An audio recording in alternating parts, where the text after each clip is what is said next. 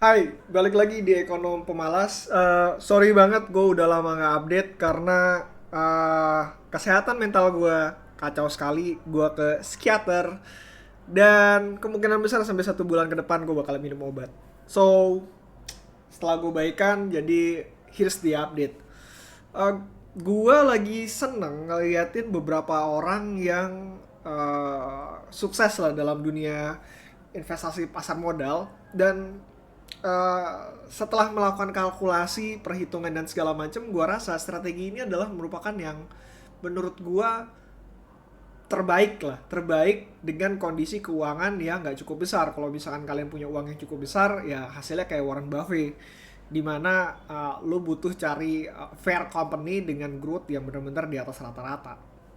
So, ini adalah catch gue terhadap apa yang gue pelajarin. Pertama, lu tuh bisa cari sebuah company yang bertumbuh cukup kecil, mungkin 6-7%, tapi dengan PE yang cukup rendah. Kalau lu punya dan ngeliat sebuah company dengan PE yang cukup rendah, dalam cukup rendah ini adalah less than 3, di bawah 3 aja. Dan ini pernah kejadian gue pernah ngobrol dengan Long Keng Hong waktu pas dia masuk di INKP, dan gue sekarang paham kenapa dia masuk BMTR dan and so on, dan kenapa gue waktu itu gue ngelihat dia waktu itu masuk di Petrosi karena hal ini gitu.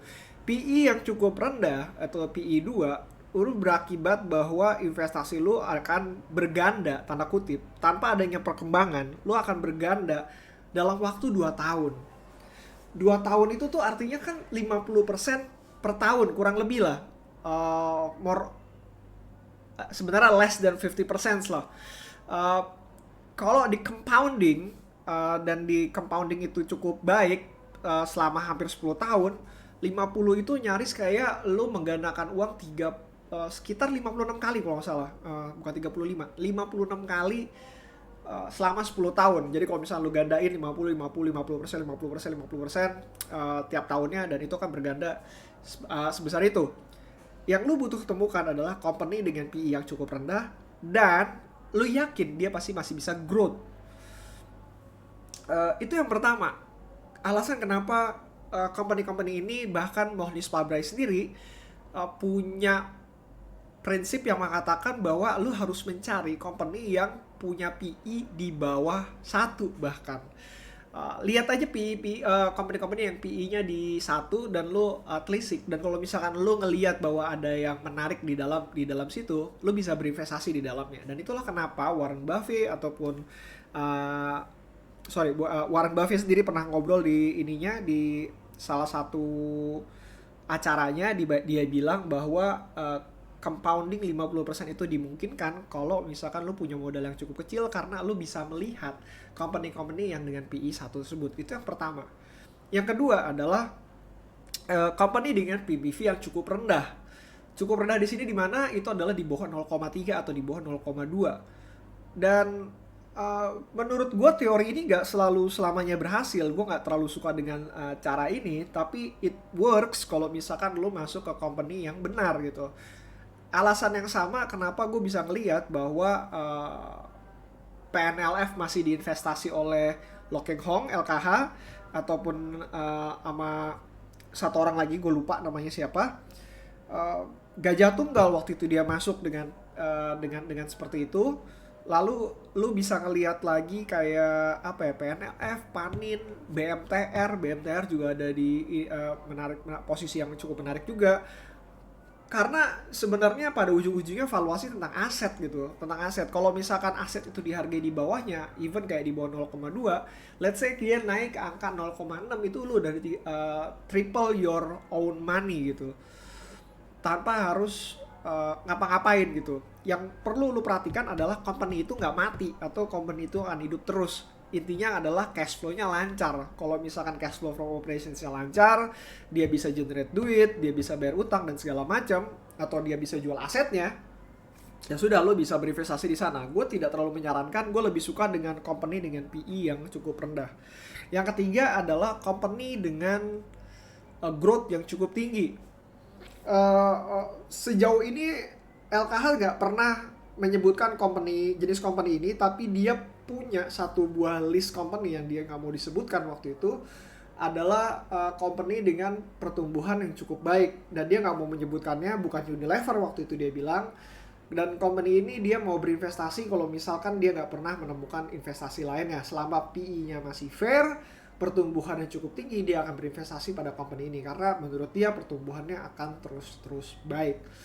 Nah, uh, portofolio gua portofolio gua sekarang banyak banget, sekitar 60% itu berisi pada company yang pertumbuhannya ultra growth cukup tinggi dengan dengan PE yang fair. PE fair menurut gua adalah less than 14 lah. Di bawah 14 atau di bawah 16 lah. Dengan pertumbuhan 50% per tahun, menurut gua itu adalah company yang cukup baik untuk diinvestasikan, atau ROE-nya, return of equity-nya itu berada di atas 30%. That's a great company. That's why kalau misalkan lo lihat Warren Buffett banyak banget berinvestasi pada perusahaan-perusahaan yang seperti itu gitu. Kalau dicontohin Apple, kenapa dia mau masuk di Apple? Karena growth-nya cukup tinggi, ada potensi buyback, dan gue bisa melihat bahwa growth dari EPS-nya akan terus bertumbuh. Kalau lo ngeliatin PE rasionya, nggak masuk akal lah, nggak masuk akal untuk gue masuk ke dalam perusahaan Apple Company, kecuali dia punya momentum yang cukup baik banget gitu. Karena sekitar PE-nya di 20-an, 20 something lah gitu. Bahkan jauh lebih murah di Alibaba, di mana perusahaan Munger itu berinvestasi. Akan tetapi permasalahannya adalah Alibaba tidak bertumbuh cukup baik, sehingga mungkin sekarang Charlie Munger sudah keluar kali ya. Gue nggak tahu udah berapa persen, tapi terakhir gue dengar kabarnya dia sudah keluar 50% dari Alibaba.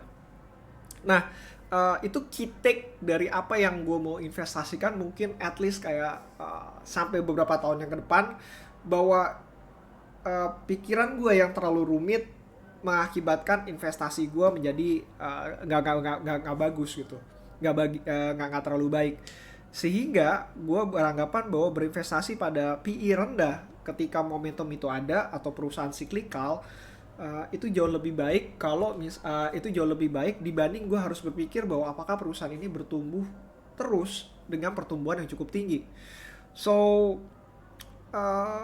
mungkin gini ya, kalau permasalahan yang terjadi adalah PE yang rendah itu biasanya terjadi di perusahaan-perusahaan yang siklikal. Dan perusahaan siklikal itu kalau misalnya lo ngeliatin kayak sekarang di coal industry, itu PE-nya cukup rendah sekali gitu, di PE 4, 3 ataupun ada yang 2 sekian gitu. Permasalahannya apakah perusahaan ini akan let's say kalau misalnya PE-nya 2, apakah perusahaan ini dalam waktu 2 tahun ke depan masih terus bertumbuh walaupun bertumbuhnya dalam bentuk yang lebih kecil, ataukah mereka tidak dapat bertumbuh karena namanya komoditi ada ups and down, dan ternyata komoditi super cycle akhirnya berakhir. Apakah seperti itu? Itu yang menjadi beban pertanyaannya kalau misalkan lo menemukan perusahaan dengan PE murah. Maka dari itu sebenarnya untuk masuk ke BMTR itu no brainer dibanding lo masuk ke coal. Karena ya BMTR bertumbuh, let's say nggak banyak, 7-9%, tapi dia bertumbuh gitu. Nah, dengan PE yang cukup rendah di angka 3 hampir 4 kalau nggak salah. Nah, that's why gue bisa ngelihat dan paham kenapa orang-orang semacam LKH masuk ke dalam BMTR. Unfortunately nggak buat gue gitu.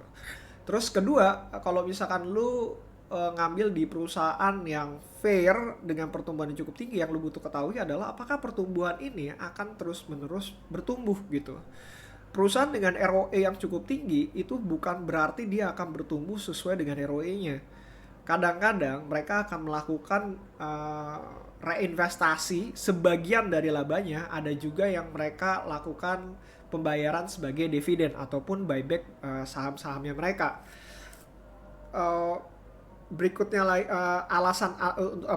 untuk alasan tersebut, makanya lu mesti tahu bahwa sebenarnya pertumbuhan dari perusahaan ini sustainnya di angka berapa, dan kalau misalkan mereka bisa sustain di angka tersebut, lu bisa berinvestasi di perusahaan tersebut. Yang jadi masalah adalah lu gak punya keyakinan penuh ketika lu berinvestasi dalam waktu 2 tahun mendatang atau 11 tahun mendatang kalau PI-nya 11, bahwa perusahaan ini akan terus menerus bertumbuh di atas growth rata-rata dari industri ataupun growth dari kebanyakan perusahaan. Kalau lo ngeliatin growth dari Amazon sendiri awal-awal itu bisa nyaris 50-60%, dan akhirnya terus turun 30, dan sekarang akhirnya growth-nya di angka 20 atau double digit di angka 20-an sekian, dan mungkin akan berlanjut ke angka double digit, low double digit di angka belasan gitu. Itu yang mesti kalian pahami, bahwa tiap-tiap tiap-tiap dari dasar berpikir dari sebuah investasi, apakah itu PI murah, PBV murah, ataupun growth yang cukup tinggi, wajib disertai dengan tesis yang pasti, tesis pasti dalam tanda kutip, bahwa perusahaan ini akan mendeliver apa yang kalian rencanakan gitu. Apa yang kalian rencanakan, bukan yang perusahaan rencanakan, tapi apa yang kalian rencanakan. Apakah mereka bisa mendeliver hal tersebut, sehingga ketika kalian berinvestasi pada perusahaan-perusahaan ini, resiko kalian akan jauh lebih rendah, dan resiko gue juga harusnya lebih rendah gitu. But then again, di antara 3 pilihan ini, PE, PBV, ataupun growth yang cukup tinggi, saat ini sih gue lebih senang dengan PE yang cukup rendah, karena itu membuat gue nyaman. Akan tetapi yang jadi masalah dengan PE yang rendah, lo butuh waktu yang lebih lama untuk menunggu investasi lo menghasilkan sesuatu. Kalau PE-nya 2, ya at least lo mesti nunggu 2 tahun lah. So, thanks for listening. Kalau misalkan ada pertanyaan, bisa email gue di bayutabusala@gmail.com, atau kalian bisa DM gue di Bayutabusala, di IG gue, di Instagram gue @bayutabusala. Bye.